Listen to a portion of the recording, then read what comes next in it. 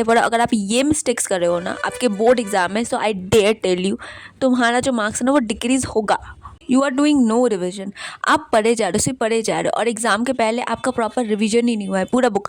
देखो मैं एक बात बताती हूँ, हर बार यही बोलती हूँ, कम पढ़ो पर जितना पढ़ो अच्छे से पढ़ो। ऐसा हो सकता है कि आपका सिलेबस कंप्लीट नहीं हुआ है टाइम से, तो इस टाइम में आप क्या करो कि जितना पढ़ा है, जो भी पढ़ा है उसको अच्छे से पढ़ो। एटलीस्ट वहाँ से अगर क्वेश्चन आए तो आप अटेंड तो कर सको।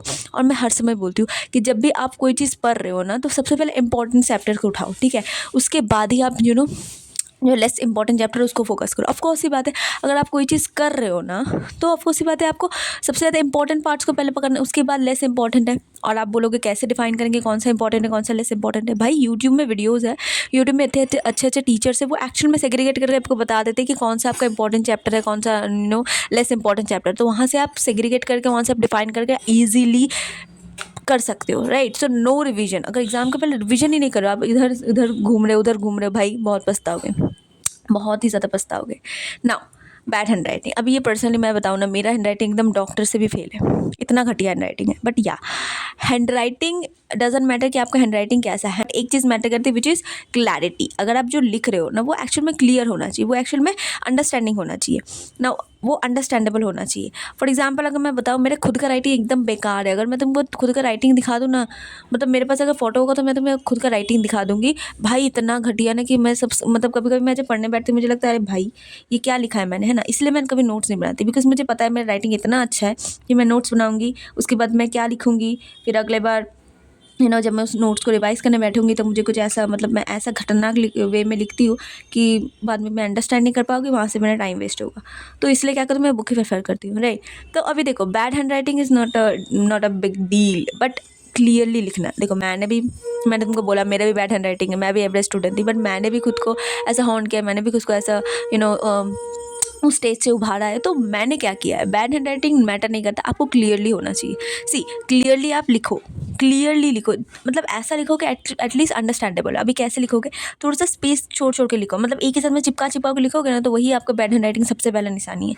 तो पहले आप थोड़ा सा स्पेस दे के लिखो, राइट। नेक्स्ट है, आपको जब भी आंसर लिखना है पॉइंट बना बना के लिखना है कि आप क्या करो, ब्लू एंड ब्लैक पेन दोनों का यूज़ करो। ब्लू पेन से आप मेन उसका जो समरी है वो लिख रहे हो, और जो मेन पॉइंट्स है टॉपिक का वो आप लिख रहे हो क्या, ब्लैक पेन से, ऐसे करके चलो, है ना। या फिर वाइस वर्सा, जो भी तुम्हारा मन है वैसे कर सकते हो। तो ऐसे क्या होता है ना, आपको दोनों पेन का यूज़ करके करना है, सो दैट क्या होता है ना, वो इंप्रेसिव लग सके, है ना, कि एग्जामिनर देखे तो हाँ उसे लगे यार हाँ कुछ तो लिखा है इस भाई ने।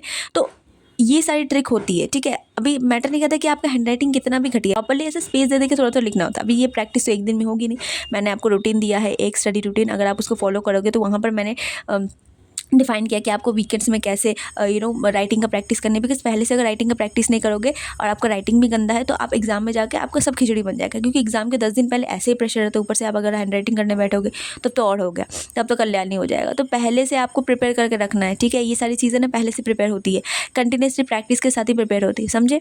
तो बैड हैंड राइटिंग मैटर नहीं करता, आपको क्लियरली लिखना है और पॉइंट के साथ लिखना है ना, ब्लू एंड ब्लैक पेन दोनों का यूज़ करना, ठीक है, so that it could look इम्प्रेसिबल। Now see, too much panic. देखो आप एग्ज़ाम देने जा रहे हो, बहुत ही ज़्यादा पैनिक हो गया।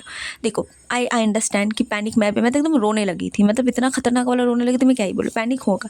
हम जितना जो कोई कितना भी बोल लेना कि पैनिक मत करो मत करो मत करो, पर पैनिक होता है, बिकॉज वो हमारे लाइफ का सबसे बड़ा एग्जाम होता है, सबसे पहला सबसे बड़ा एग्जाम होता है। तो उसके इसमें हम नर्वस हो ही जाते हैं, ठीक है, बहुत ज़्यादा पैनिक हो जाता है, बिकॉज पुलिस वगैरह सब रहते हैं तो उनको देख के और डर जाता है। तो मैं एक बात बताती हूँ, देखो जब भी तुम्हें पैनिक फील होना तो just say yourself calm down, calm down, calm down, cool down, 5 4 3 2 1, 5 4 3 2 1, ऐसे अंदर ही अंदर क्या होता है ना, सब काउंट डाउन करो। बिकॉज पैनिक तो होगा ही होगा, ये तो मुझे भी पता है, मैंने भी कुछ सफ़र किया ये सारी चीज़ों से। बट इसको आप रोक सकते हो, मतलब रोक नहीं सकते आपको से बता, थोड़ा सा रिलीफ मिल सकता है कि 5 4 3 2 1, 5 4 3 2 1, 5 4 3 ऐसे करके तो कंटिन्यूसली अपने अंदर ऐसे काउंट डाउन करो, ठीक है। और जब तुम अपने रूम में बैठ जाओगे उसके बाद देखो, उस टाइम मैंने बहुत लोगों को देखा है कि क्या करते हैं कि उसको, मतलब जब सेंटर के अंदर जा रहे हैं तो उस टाइम में भी क्या था, बुक खोल के बैठे हुए हैं ना, एकदम नहीं करना।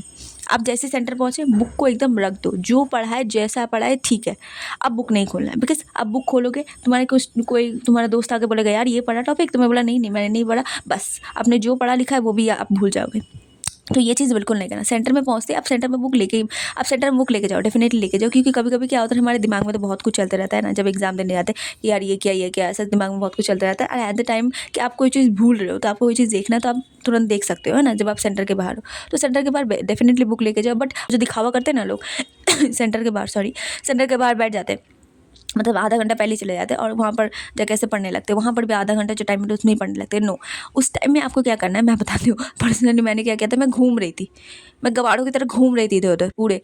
बट जैसे ही बेल बजे उसके बाद जाकर रूम में घुसी। मेरे को पता था कि यार मैं अगर यहाँ बैठे रहूँगी मुझे और ज़्यादा पैनिक होगा, बहुत ज़्यादा टेंशन होगा। तो मैं क्या करती अपने दोस्त लोगों को ले लिया और मैं पूरा स्कूल का ऐसे भ्रमण कर ली थी, ऐसा पूरा एकदम राउंड मार रही थी स्कूल का। तो ऐसे क्या हो गया, हमारा थोड़ा सा रिलीफ भी मिल गया थोड़ा सा, ठीक है। तो ये चीज़ करो कि सेंटर में जाके वो आधा घंटा पहले, पॉसिबल बात है आधा घंटा पहले जाओगे तो आधा घंटा पहले जाकर वो जो आप बुक खोल के बैठते हो ना, एकदम नहीं बैठो। सेंटर में पहुँचते ही आपने जो पढ़ा जैसे पढ़ा जस्ट कीप इट। उसके बाद और भी ज़्यादा खिचड़ी बनाने की कोई ज़रूरत नहीं है, ठीक है।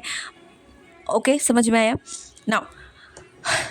एंड ये चीज़ करो ना, मैं पर्सनली बताती हूँ, ये चीज़ करो कि आप सेंटर में जब घुसो तो आप जब रूम में बैठ के अपने जितना भी दुनियादारी आपको जितना भी सामान आपको चाहिए वो पहले अपने बेड पे कहाँ पहले अपने क्या बेंच पे रख लो, सारी चीज़ें बोर्ड्स वगैरह जो भी चाहिए आपको सारी चीज़ें रख लो, एडमिट कार्ड वगैरह सब रख लो अच्छे से। उसके बाद पहले चेक कर लो कि सारी चीज़ें हैं। उसके बाद जाके आप अपने दोस्त लोगों के साथ 5 से 10 मिनट स्कूल का भ्रमण करो, वो स्कूल का पूरा भ्रमण करो, ठीक है। तो आपको पता चले यार स्कूल में कैसा है क्या है नहीं है। तो ये चीज़ करो, इससे क्या थोड़ा सा जो पैनिकपन है थोड़ा सा दूर हो जाता है। और सेंटर में अगर बुक खोलना मत, वो ढंग मारना, वो ऐसे दिखावा कर रहे हो बुक पढ़ रहे हो, है ना। मैंने देखा यार ये जो दिखावा करते हैं ना कि यार सेंटर के बाहर से पढ़ रहे एकदम पढ़े जा रहे, ठीक है। उसी का कुछ नहीं होता, वही सबसे ज़्यादा कम मार्क्स लाते हैं। सच में ऐसा होता है। आप बोलते हो ना टॉपर्स ही पढ़ते, नहीं टॉपर्स नहीं पढ़ते। मैं तो एकदम ही नहीं पढ़ती थी। मैंने बहुत सारे ऐसे देखा है कि यार नहीं पढ़ते। टॉपर जो होता है ना वो जितना पढ़े ठीक है यार, घर में पढ़ लिया बस। अब ये सेंटर में आकर दिखावा नहीं करना है मुझे, देखो मैं पढ़ के दिखा रही हूँ, ये दिखावा मत करो, ठीक है। सो अगर तुम्हें कोई और डाउट है या फिर कोई और प्रॉब्लम है, do let me in the comments below. एक दीदी की तरह मान सकते हो मुझे। और see in the next one, bye bye.